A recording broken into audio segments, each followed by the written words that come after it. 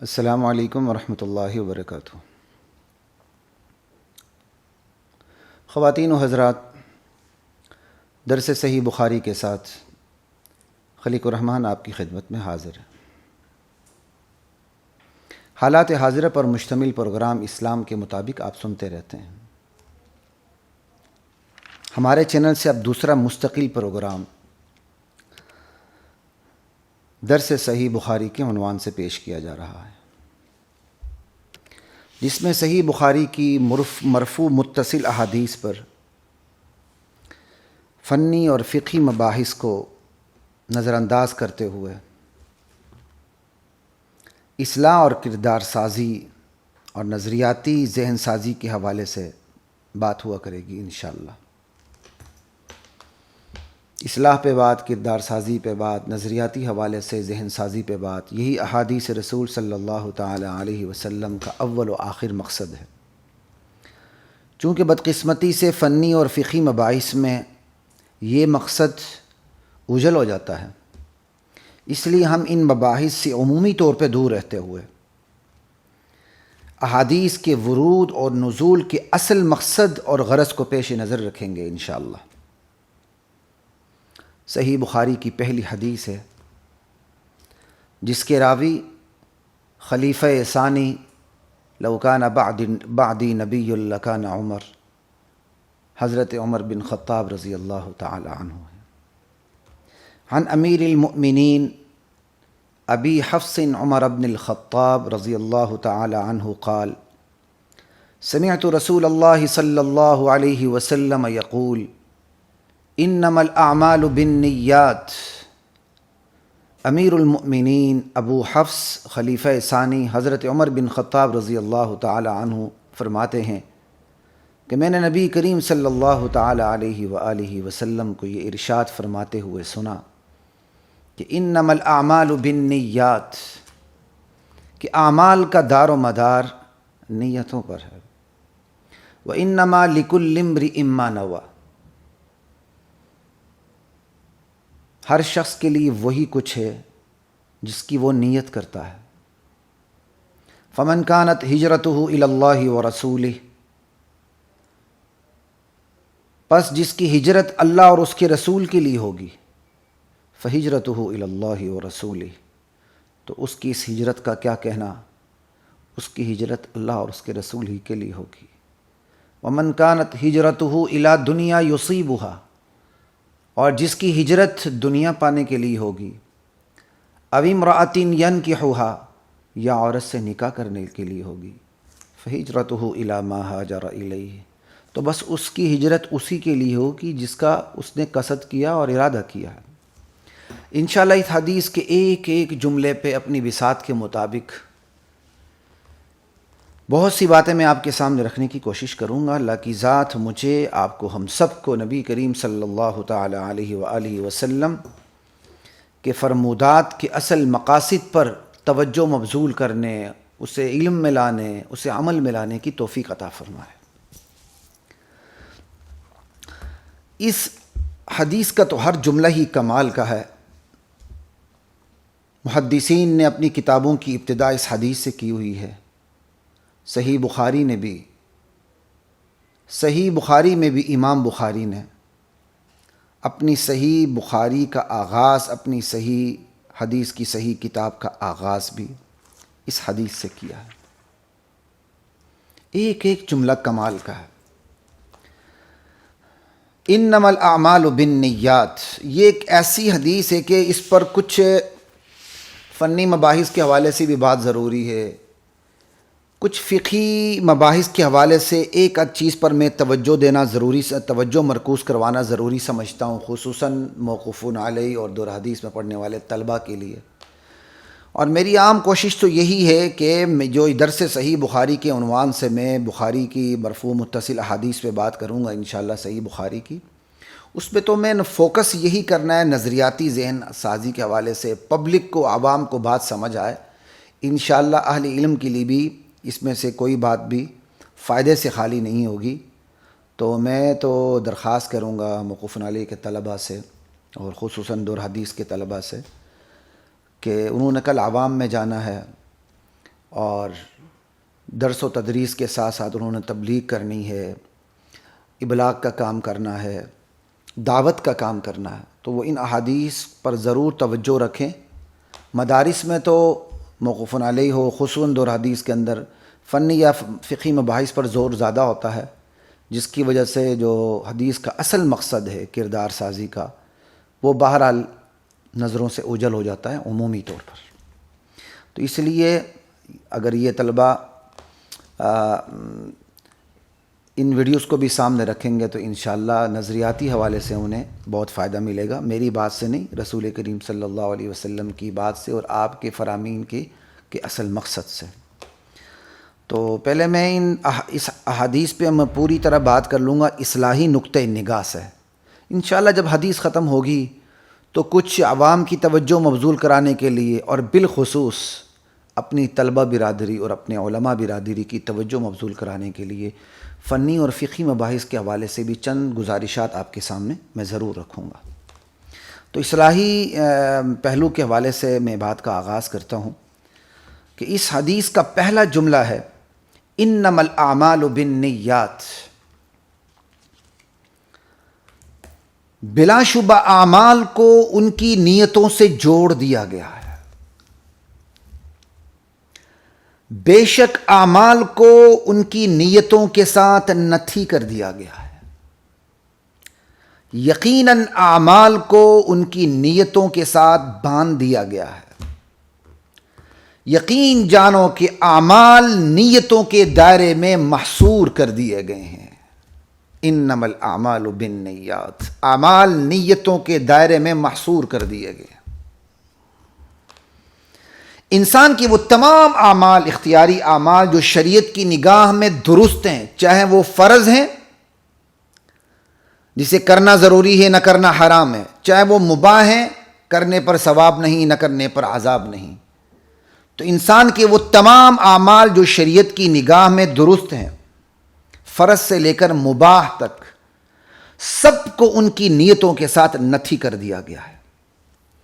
تو یہاں دو لفظ ہیں تو تین، لیکن وہ فقہی حوالے سے، فنی حوالے سے بات ہوتی انما کی، لیکن میں اب اس پہ بعد میں بات ہوگی۔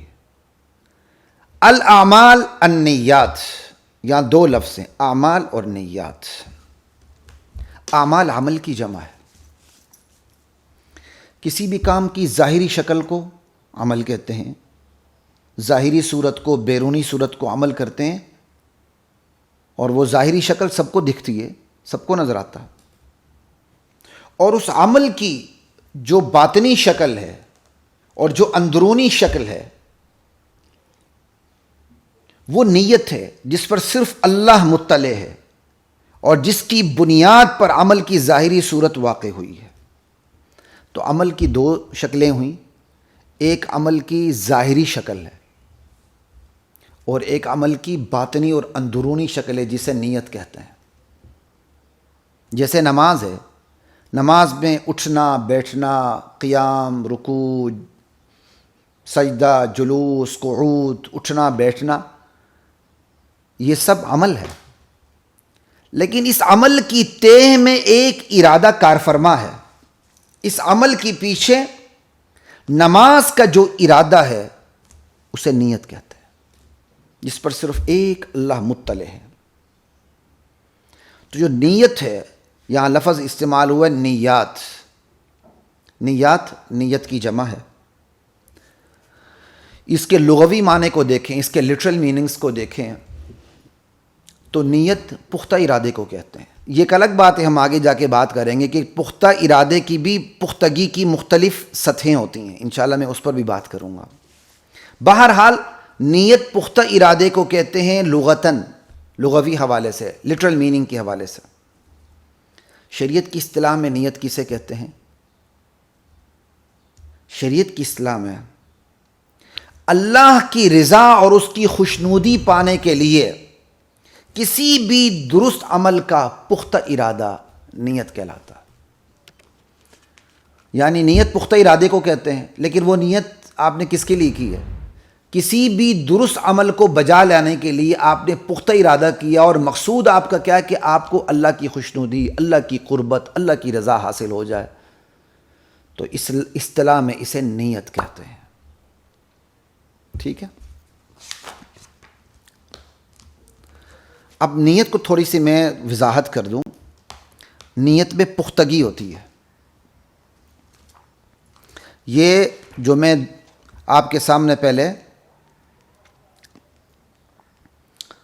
نیت کے حوالے سے میں نے ترجمہ آپ کے سامنے رکھا، تھوڑی سی میں نے نیات اور اعمال کی معمولی سی تشریح آپ کے سامنے رکھی، اور اب تیسری چیز کہ نیت ہی کو میں مزید لیبوریٹ کر رہا ہوں، اسے تھوڑا سا کھول رہا ہوں.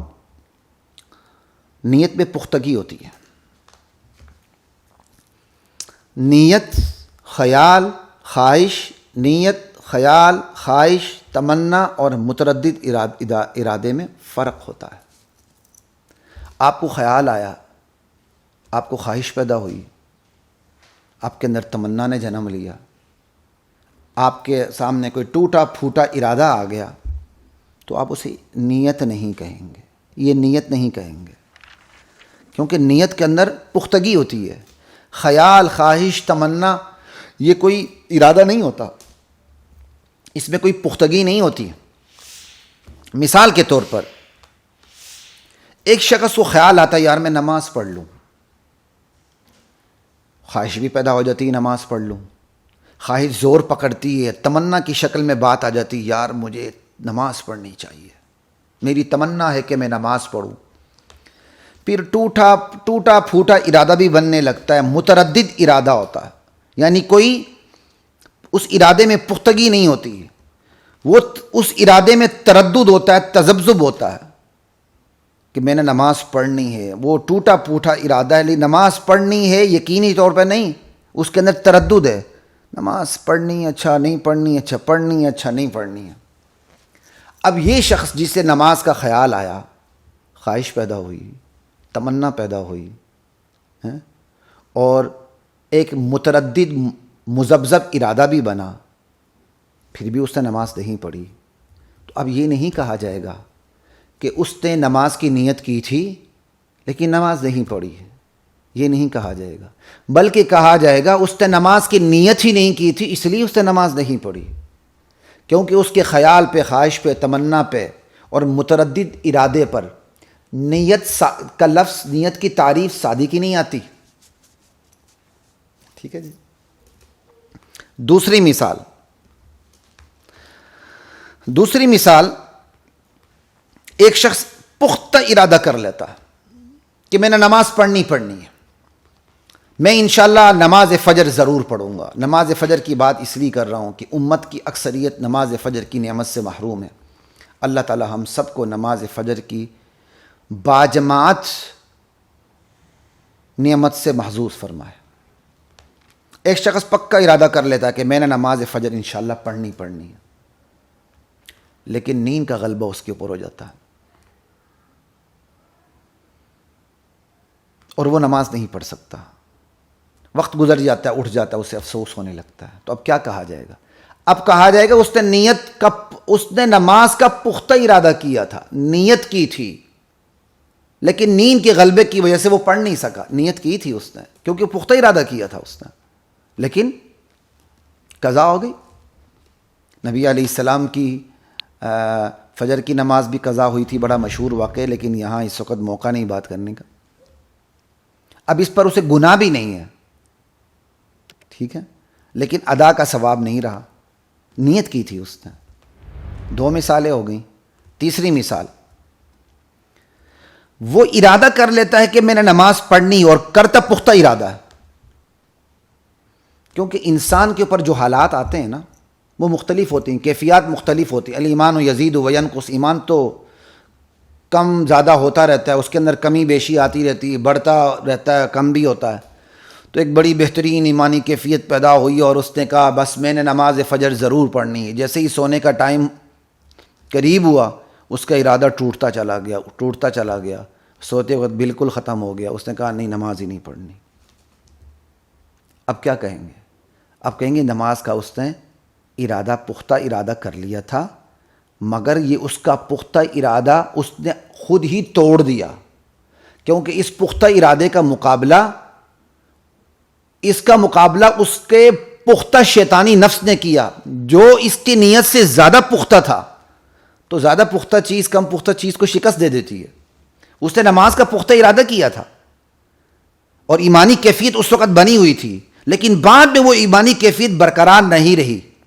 وہ ایمانی کیفیت برقرار نہیں رہی اور نفس غالب آ گیا، اور نفس ایسا غالب آ گیا اور اس کے اندر ایسی پختگی آ گئی کہ اس نے اس کے نماز کے پختہ ارادے کو توڑ دیا. اب کہا جائے گا کہ اس نے نماز کی نیت تو کی تھی مگر اپنی نیت اس نے بعد میں خود ہی توڑ دی. تو 3 مثالیں میں نے آپ کے سامنے رکھی. ایک یہ کہ خیال آیا، تمنا پیدا ہوئی، خواہش ہوئی، متردد ارادہ بنا اور نماز نہیں پڑھی. ہم کہیں گے کہ اس نے نماز کی نیت ہی نہیں کی تھی اس لیے نماز نہیں پڑھی. اور دوسرا اس نے پختہ ارادہ کیا تھا میں نماز پڑھوں، لیکن بیماری یا بے ہوشی یا نیند کا غلبہ آ گیا اور وہ نہیں پڑھ سکا. اس کی جاگ ہی نہیں کھلی، وہ جاگ ہی نہیں سکا. اب کہیں گے نیت اس کی تھی نماز پڑھنے کی لیکن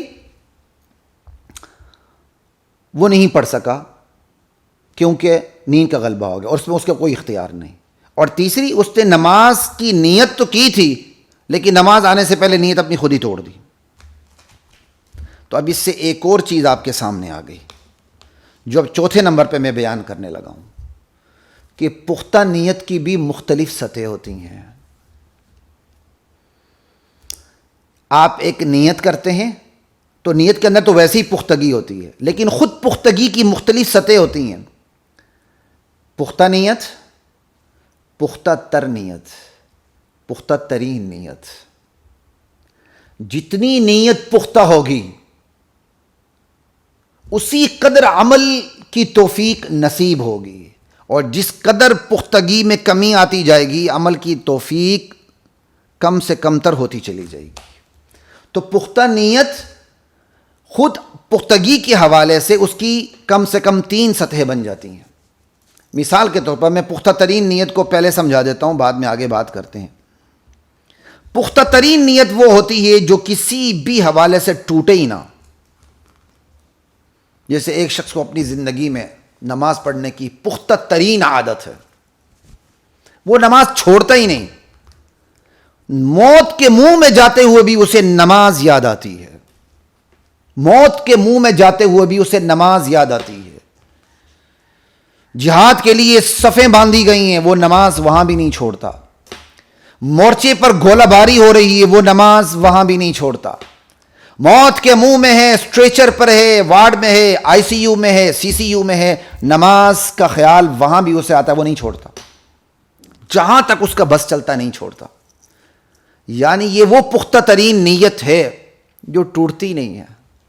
اور الحمدللہ میں نے اپنے والد مرحوم نور اللہ مرقدہ سق اللہ ثراہ وجعل الجنۃ مثواہ، میں نے اپنے والد محترم کی زندگی میں یہی کیفیت دیکھی تھی، اور الحمدللہ وفات کے وقت بھی یہی کیفیت دیکھی. یعنی آخری نازک ترین دنوں میں وہ نماز کو نہیں بھولتے تھے. بے ہوشی سے جب ہوش میں آئے تو آئی سی یو کے اندر مجھے کہنے لگے، میں نے گننے لگے ایسے سوچ کے، میں نے ظہر کی نماز نہیں پڑھی، میں نے عصر کی نماز نہیں پڑھی. ہم انہیں تسلی دیتے رہتے تھے، جو نرسنگ سٹاف ہے وہ بھی انہیں تسلی دیتا رہتا تھا کہ انشاءاللہ آپ ٹھیک ہوں گے، آپ اپنی نماز پڑھ لیں گے، سب کچھ ہو جائے گا انشاءاللہ. بس وہ نماز کے یہاں تک کہ انہوں نے کہا، مجھے ابھی تک یاد ہے، کہنے لگے ابھی مجھے نماز نہیں پڑھنے دی میں سر پھوڑ دوں گا. غصے میں آ کر کہنے لگے. اللہ اکبر. اور انہوں نے مجھے اسی دوران اس خدشے کا اظہار بھی کر دیا تھا، مجھے بتا بھی دیا تھا کہ مجھے لگ رہا ہے کہ میں اب اس دنیا سے جا رہا ہوں. اس کے باوجود وہ نماز کی فکر ان سے چھوٹ نہیں رہی تھی. آخری مکمل بات بھی اپنے والد مرحوم سے جو میری ہوئی ہے وہ نماز ہی کے حوالے سے ہوئی ہے. ان کا ای جی ہونا تھا، جو سر کا ٹیسٹ ہوتا ہے، ای سی جی دل کا ہوتا ہے، ای جی سر کا ٹیسٹ ہوتا. تو اسٹریچر پہ لے جا رہے تھے، جب لفٹ کے ہم قریب گئے تو میں نے انہیں سلام کیا، انہوں نے مجھے دیکھا، پہچانا، ہوش میں تھے. تو مجھ سے انہوں نے وقت پوچھا، میں نے وقت بتا دیا، وہ مغرب کے قریب کا وقت تھا. تو مجھے کہنے لگے میں نے نماز پڑھنی ہے مغرب کی. میں کہا بالکل ابو جان، انشاءاللہ نماز پڑھ لیتے ہیں، میں پڑھوا بھی دیتا ہوں آپ کو، پہلے ایک چھوٹا سا ٹیسٹ ہو جائے اس کے بعد نماز کی تیاری کرتے ہیں. کہنے لگے نہیں میں نے مسجد میں جا کے نماز پڑھنی ہے. اب اندازہ کر لیں میرے والد صاحب اسٹریچر پہ تھے, بیڈ سول الگ تھے, حالت میں کیا بتاؤں کتنی نازک تھی. ہوش میں جب تھے تو کہنے لگے میں نے نماز پڑھنی ہے, مغرب کی نماز پڑھنی, وہ بھی میں نے مسجد جا کے پڑھنی ہے. اس وقت میں نے مجبور ہو کہ میں نے اپنے والد مرحوم سے کہا ابا جان اللہ تعالیٰ نے آپ کو مسجد میں جانا معاف کر دیا, یہ ٹیسٹ ہو جاتا ہے, میں وضو بھی کروا لیتا ہوں, نماز بھی پڑھ لیتے ہیں, انشاءاللہ سب ہو جائے گا. خاموش ہو گئے. مجھے اندازہ ہوا کہ انہیں وہ نا امید ہو گئے کہ یہ لوگ مجھے مسجد میں نہیں لے جائیں گے. اور اسی طرح صبح کے ٹائم جب وارڈ میں مریضوں کے پاس جانے کی اجازت ہوتی ہے, اس کے بعد میری واپسی ہو رہی تھی, تو میں نے والد صاحب سے اجازت چاہی کہ میں اب جا رہا ہوں, مجھے یہاں یہ بیٹھنے نہیں دے رہے آپ کے پاس. تو مجھ سے پھر وقت پوچھا, میں نے وقت بتایا تو مجھے کہنے لگے جاؤ فجر کی نماز پڑھو جا کے. آج بھی اس حکم کی لذت مجھے محسوس ہو رہی ہے. جن کے والدین زندہ ان کی قدر کریں, جن کی والدہ زندہ ان کی قدر کریں. اولڈ ہاؤس پہنچانے کی کوشش نہ کریں, یا اپنے ہی گھر کو اولڈ ہاؤس نہ بنا دیں کہ آپ کی ماں زندہ ہے تو اولڈ ہاؤس کی طرح زندگی گزارے, یا آپ کے باپ زندہ ہیں تو اولڈ ہاؤس کی طرح زندگی گزارے. وقت اس کی پکڑ ہوگی اور انشاءاللہ ضرور ہوگی, ضرور ہوگی. سننے والے سن لیں, جو اپنے ماں باپ کے ساتھ سلوک کرتے ہیں غلط, ان کے ساتھ سلوک ہو کے رہے گا انشاءاللہ. لا الہ الا اللہ. تو خیر میری بات ہو رہی تھی کہ پختہ ترین نیت ٹوٹتی نہیں ہے. حالات نازک سے نازک آ جاتے ہیں, نہیں ٹوٹتی. بندہ موت کے منہ میں جا رہا ہوتا, نیت نہیں ٹوٹتی. یہ نیت کی پختہ ترین سطح ہے. ایک نیت کی پختہ تر سطح ہوتی ہے جو اس سے کم ہوتی ہے. مثال کے طور پر ایک شخص کو نماز پڑھنے کی ایک بہترین عادت ہے, وہ نماز بالکل نہیں چھوڑتا جو مرضی ہو جائے, لیکن شدید بیماری میں وہ نماز چھوڑ دیتا ہے. شدید بیماری میں وہ نماز چھوڑ دیتا ہے, ٹھیک ہے, حالانکہ ہر وقت وہ نماز پڑھتا رہتا ہے. اس کی نیت بھی ہوتی کہ یار شدید بیماری میں نماز پڑھ لوں, لیکن وہ بیماری کی نقاہت اس طرح اس پر غالب آ جاتی ہے کہ جو اس کی پختہ تر نیت ہوتی ہے وہ ٹوٹ جاتی ہے. اگر اس کی نیت پختہ ترین ہوتی تو نہ ٹوٹتی, پختہ تر ہے ٹوٹ جاتی ہے. وہ یہ بھی کر سکتا تھا اشاروں سے نماز پڑھے, تیمم کرے, جیسے بھی حالات ہوتے ہیں, لیکن بہت سے پکے نمازی بھی اس نعمت سے محروم ہو جاتے ہیں. اللہ اور میرے اور آپ کی حفاظت فرمائے. تو یہ ایک پختہ تر نیت کی سطح ہو گئی. اب ایک پختہ سطح, ایک بندہ نماز کی عادت ہے اور 5 وقت نماز پڑھنے کی اس کی نیت بھی ہے, لیکن اسے صاحب نے بلا لیا. اب صاحب کے سامنے اس کی ہمت ہی نہیں کہ وہ یہ بتائے صاحب نماز کا ٹائم ہو گیا مجھے اجازت دیں. وہ صاحب کا روب اس کی پختہ نیت کو ہٹ کر دیتا ہے. نماز کا وقت گزر جاتا ہے, یا جماعت کا وقت گزر جاتا ہے, یا میٹنگ ہو رہی ہے, افسر صاحب ہیں, میٹنگ نہیں ہوتی تو بہترین باجماعت نماز ہو رہی ہوتی. جیسے ہی میٹنگ ہو گئی, 2 گھنٹے کی میٹنگ چل رہی ہے, زور یا اثر کی نماز فارغ ہو رہی ہے, چھٹی ہو رہی ہے, اور اسے اس چیز کا احساس ہے, وہ کہتا اچھا یار میٹنگ ختم ہوگی تو میں نماز پڑھ لوں گا. وہ یہ نہیں کرتا کہ میٹنگ کو برخاست کرے, وہ نماز کو برخاست کر دیتا. اگر اس کی پختہ تر یا پختہ ترین نیت ہوتی تو وہ میٹنگ کو ادھر ہی چھوڑ کے نماز کے لیے چلا جاتا. شہید ضیاء الحق کے بارے میں سنا, اس کی یہی عادت, ان کی یہی عادت تھی, اللہ تعالیٰ اس کی قبر کو منور کرے. وہ نماز کو کسی حال میں نہیں چھوڑتے تھے. صدر پاکستان ہیں, آرمی چیف ہیں, بڑی بڑی میٹنگز میں ہیں, لیکن نماز وہ بھی باجماعت قضا ہو, کتنی بڑی بات. لا الہ الا اللہ. تو یہ میں نے آپ کو چوتھے نمبر پہ جو بات بتائی ہے کہ پختہ نیت کی بھی 3 مختلف سٹیجز سطح ہوتی ہیں, اس کے سٹیجز ہوتے ہیں. تو نیت بھی دراصل اپنے اندر قوت, شدت, کمی, بیشی رکھتی ہے, اور پختہ تر اور پختہ ترین میں تقسیم ہوتی چلی جاتی ہے. اور جتنی نیت پختہ ہوگی اتنی عمل کی توفیق ملتی ہے. نمبر 5 پہ جو میری آپ سے بات ہوگی وہ یہ ہے کہ یہ ساری نیت پر جو میں نے آپ کے سامنے بات رکھی, تو اس سے ایک بات سامنے آئی کہ نیت کس قدر با اثر ہے, کس قدر مؤثر ہے. لیکن اس سے کبھی بھی یہ نہ سمجھیے گا کہ عمل میں اثر نہیں. نیت با اثر ہے تو عمل بھی بے اثر نہیں. عمل اور نیت کا جوڑ بیٹھتا ہے, بات یاد رکھیں. عمل اور نیت ساتھ ہوتے ہیں, اور پھر ایسی صورت میں 4 صورتیں جنم لیتی ہیں، 4 صورتیں جنم لیتی ہیں۔ ایک یہ ہے کہ عمل بھی درست اور نیت بھی درست، عمل بھی شریعت کی نظر میں درست ہے، نیت بھی شریعت کی نظر میں درست ہے، یہ ایک صورت ہو گئی، اور یہی صورت اللہ کے ہاں قابل قبول ہے۔ بس نیت بھی درست ہو، عمل بھی درست ہو، اس لیے عمل کو بالکل بے اثر نہ سمجھے۔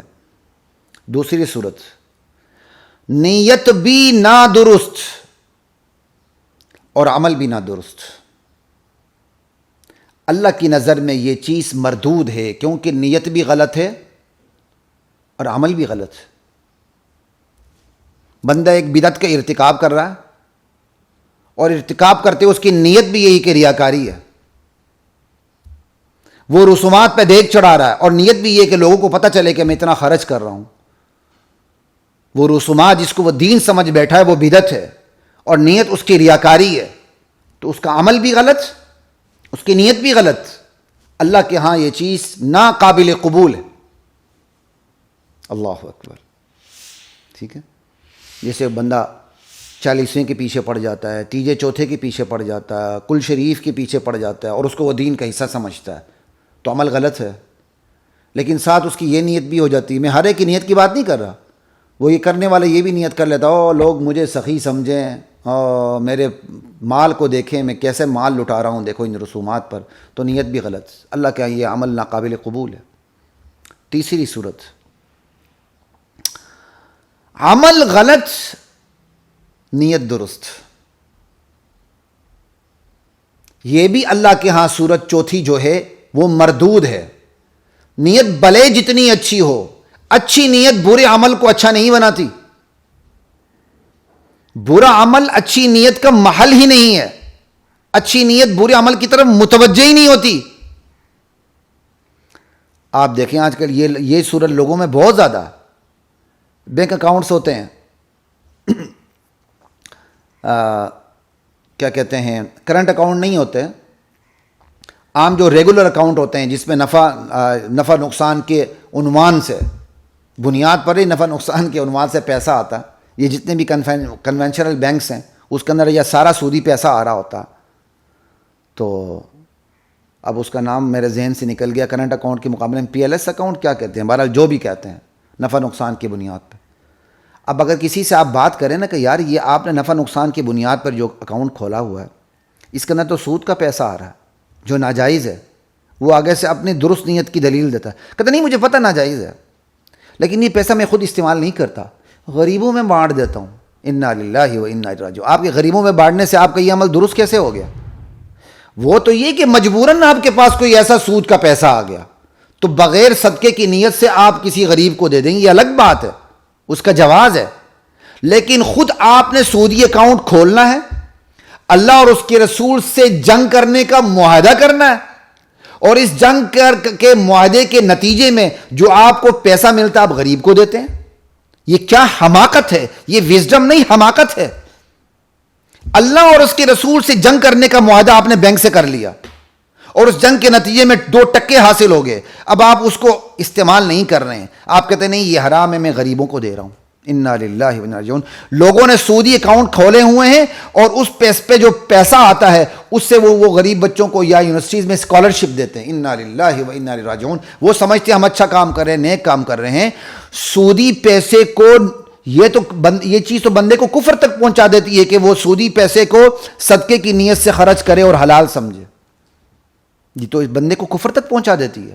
اور یہ بیماری بہت زیادہ ہے لوگوں میں، عمل غلط ہوتا ہے لیکن ان کی نیت درست ہوتی ہے اور وہ سمجھتے ہیں کہ ہمارا عمل بھی صحیح ہے۔ تو نیت کے درست ہونے سے، عمل غلط ہونے سے اچھی نیت اس برے عمل کو اچھا نہیں بناتی۔ آپ ڈاکہ ڈالیں گے اس نیت سے کہ میں غریبوں کی مدد کروں، اگر آپ کو یہ بات سمجھ آتی ہے تو آپ سودی اکاؤنٹ بھی نہیں کھول سکتے اس نیت سے کہ اس میں جو پیسہ آئے گا میں غریب کو دوں۔ تو یہ بات بالکل ظاہر باہر ہے، ہر مسلمان کو یہ بات سمجھ آنی چاہیے۔ آپ کے گرد و پیش میں، آپ اپنے گرد و پیش میں بھی دیکھیں جن کا سودی اکاؤنٹ ہے ان کو بتائیں، خصوصاً ان کنونشنل بینکس میں جس کے اکاؤنٹس ہیں چاہے وہ کرنٹ اکاؤنٹ ہے وہ بھی ختم کر دیں، کیونکہ الحمدللہ ایک آپشن آ چکی ہے ربا فری بینکنگ کے حوالے سے. میں اس کو خالص اسلامک بینکنگ کو تو نہیں کہتا، لیکن ربا فری بینکنگ کے حد تک ہمارے بڑے بڑے مفتیان حضرات نے اس پر فتوے دیے ہوئے ہیں، اور وہ ہمارے اکابرین بڑے ہیں، ہمیں ان پر اعتماد ہے. ٹھیک ہے اجتہادی مسائل میں اختلاف ہوتا ہے، کون سا اجتہادی مسئلہ ہے جس میں اختلاف نہیں ہے؟ مجھے یہ بتائیں. تو صرف ایک طرف ہو کے نظر نہ دوڑائیں، بلکہ اپنے ساتھیوں پر محنت کریں کہ وہ بینکس جو ربا فری بینک ہیں اور بہرحال کنونشنل بینک سے بہت بہتر ہیں، وہاں اپنے کرنٹ اکاؤنٹ یا سیونگ اکاؤنٹ جو بھی ہیں اس طرف چلے جائیں. لیکن یہ کنونشنل بینکس میں سیونگ اکاؤنٹ کھلوا کے اس کا پیسہ خود استعمال نہ کر کے غریبوں کو بانٹ کے، اگر آپ صدقے کی نیت سے بانٹ رہے ہیں تو کفر تک بات پہنچ جائے گی، اور آپ بغیر ثواب کی نیت سے بھی کر رہے ہیں تو یہ بھی غلط کر رہے ہیں، کیونکہ اللہ اور اس کے رسول سے دشمنی کر کے آپ بغیر ثواب کے خرچ کر رہے ہیں. ایک ہے اچانک بغیر اختیار کے پاس آپ کے پاس پیسہ آ گیا، یا آپ کو مسئلے کا پتہ نہیں تھا آپ کے پاس سودی پیسہ آ گیا، اب وہ آپ خرچ کریں غریبوں کو بغیر صدقے کی نیت سے، وہ تو ٹھیک ہے. لیکن خود شعوری طور پر اللہ اور اس کے رسول سے جنگ کا معاہدہ کریں، سیونگ اکاؤنٹ کھلوائیں کنونشنل بینکس میں، اور پھر یہ کہ میں غریبوں کو خرچ کروں گا. اگر آپ ثواب کی نیت کرتے ہیں تو یہ بات کفر تک پہنچا دیتی ہے. اگر ثواب کی نیت نہیں ہے تو یہ تو حماقت ہے، اللہ اور اس کے رسول سے جنگ کرنا جو بالکل حرام ہے، ناجائز ہے. تو یہ میں نے آپ کو کہا برا عمل لیکن نیت اچھی، یہ بھی مردود ہے. اور بری نیت، چوتھی صورت کیا ہوگی؟ بری نیت لیکن عمل اچھا. نیت بری ہے، عمل بہت اچھا ہے. ٹھیک ہے، لاکھوں روپے آپ لٹا رہے ہیں، غریبوں کی مدد کر رہے ہیں، راشن دے رہے ہیں، روٹی دے رہے ہیں، نیت ریاکاری ہے عمل اچھا. اس نیت کی وجہ سے وہ عمل برباد ہو گیا. آپ غریبوں کی مدد کرنا چاہ رہے ہیں، اللہ کے نام پہ نہیں کرتے، اللہ کے علاوہ کسی اور کے نام پہ غریبوں کی مدد کرتے ہیں، تو یہ آپ شرک کر رہے ہیں.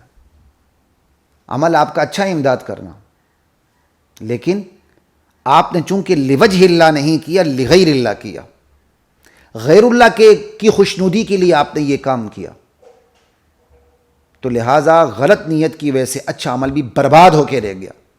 آپ اللہ کے نام نیاز دیتے ہیں، آپ نے حضرت علی کے نام نیاز دی، حضرت حسین کے نام نیاز دی، حضرت علی حجویری کے نام نیاز دی، کسی بڑے بابا جی بزرگ کے نام پہ نیاز دی، اللہ کو چھوڑ کے ان کے نام پہ آپ نے نیاز دی، یہ شرک ہو جائے گا. حالانکہ کھلانا تو اچھی بات ہے، لیکن چونکہ خوشنودی آپ نے اللہ کی نہیں چاہیے، جس کے نام دی اس کی خوشنودی چاہیے، یہ شرک ہو جائے گا. بری نیت کی وجہ سے اچھا عمل بھی برا ہو جائے گا. تو یہ میں نے آپ کے سامنے عمل اور نیت کے حوالے سے 4 صورتیں رکھ دیں. چاروں صورتوں میں صرف ایک صورت جائز ہے، عمل بھی درست نیت بھی درست. بس عمل غلط نیت غلط، یہ بھی مردود اللہ کے ہاں. عمل درست نیت غلط، یہ بھی مردود اللہ کے ہاں، کہ آپ نے اللہ کے نام پہ دیا لیکن ریاکاری دکھائی نیت میں، غلط. اور عمل غلط نیت درست، یہ بھی غلط. آپ نے سودی پیسہ دینا شروع کر دیا ماشاءاللہ صدقے میں، ٹھیک ہے، نیت بڑی اچھی ہے کہ آپ کیا چاہتے ہیں کہ امداد ہو، لیکن عمل غلط ہے آپ کا، حرام پیسہ آپ صدقے میں دے رہے ہیں. ساری تفصیل آپ کے سامنے ہو گئی. ٹھیک ہے، یہ 4 صورتیں بنتی ہیں، چاروں میں سے صرف ایک جائز ہے. ٹھیک ہے، کہ عمل بھی درست اور نیت بھی درست. تو یہ عمل کا درست ہونا، نیت کا درست ہونا، یہ دونوں چیزیں لازم و ملزوم ہیں. البتہ